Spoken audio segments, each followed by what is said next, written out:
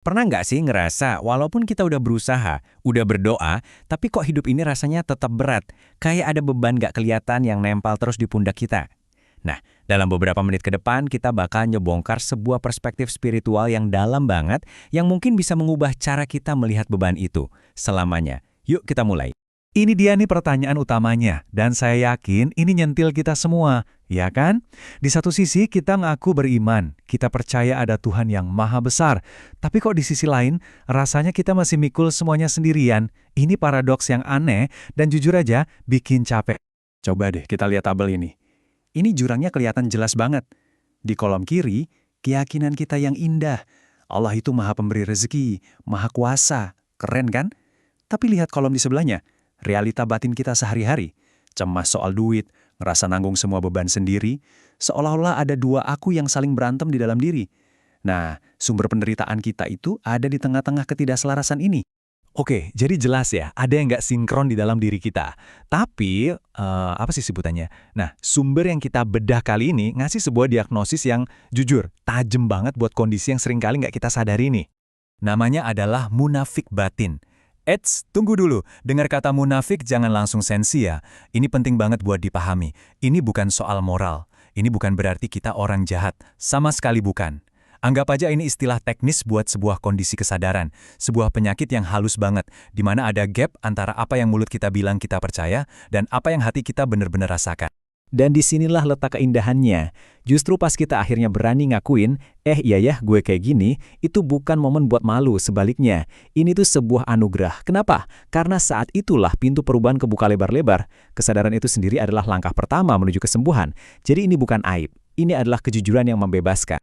Ada lagi nih satu penghalang yang perlu kita kenali. Namanya hijab atau tabir.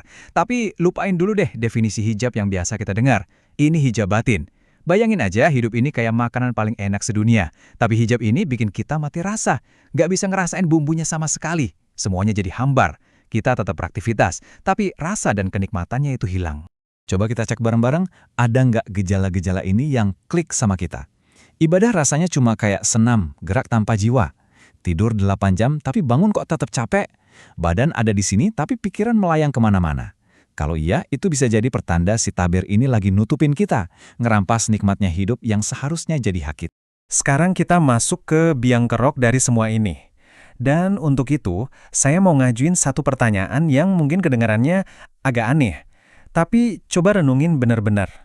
Siapa yang sebenarnya sedang menjalani hidup Anda saat ini? Jawabannya bakal membawa kita langsung berhadapan sama dalang utamanya, ego. Siap-siap ya, karena argumen utamanya ini lumayan radikal. Pada dasarnya, setiap momen, setiap tarikan napas, setiap pemandangan yang kita lihat itu adalah pengalaman ilahi, murni dan langsung. Tapi kemudian, ada pencuri yang datang. Sebuah pikiran yang nyelonong masuk dan ngeklaim, ini pengalamanku. Biar gampang, kita pakai contoh napas. Coba deh rasain napas kamu sekarang. Awalnya, napas tuh cuma terjadi gitu aja kan? Itu pengalaman murni, pengalaman semesta. Terus, tiba-tiba jeder, muncul pikiran yang bilang, aku lagi bernapas. Nah, di detik itu juga, pengalaman yang agung dan luas itu direbut, dikecilin, dan dimasukin ke dalam kotak sempit bernama aku. Itulah cara kerja si ego. Oke, kita udah diagnosis masalahnya sampai ke akarnya. Sekarang, kita sampai di bagian puncaknya, solusinya. Dan ini bukan sekedar tips atau trik biasa ya. Ini sebuah pembalikan paradigma total, pergeseran fundamental tentang siapa diri kita sebenarnya. Sebelum kita lanjut, saya mau Anda jawab pertanyaan ini sejujur-jujurnya. Di mana Anda saat ini? Mungkin Anda mikir, ya di kamar lah, atau di dalam rumah. Jawaban yang logis. Tapi, gimana kalau selama ini cara kita melihatnya itu kebalik?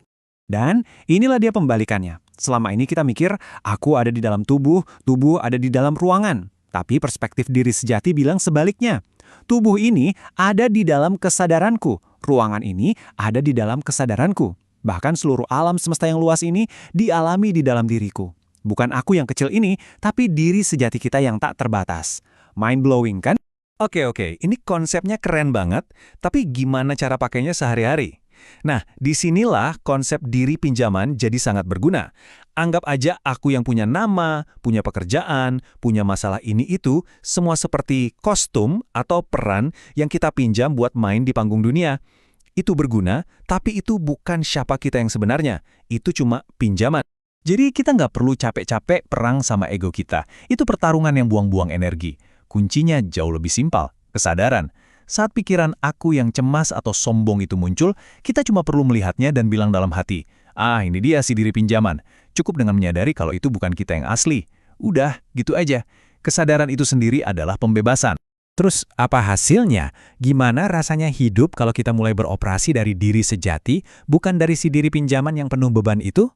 Yuk kita lihat perbedaannya yang luar biasa. Perbedaannya terasa di hal-hal paling sederhana loh. Duduk yang tadinya gelisah, sekarang jadi momen istirahat yang nikmat. Berjalan kaki bukan lagi cuma buat pindah tempat, tapi terasa kayak pengalaman yang mewah. Ibadah yang tadinya hampa sekarang terasa hidup dan berdenyut.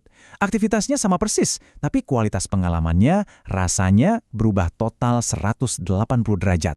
Tentu aja, ini bukan saklar on-off yang sekali pencet langsung berubah selamanya. Ini adalah latihan seumur hidup. Ada sebuah ungkapan Jawa yang indah dan pas banget buat ini.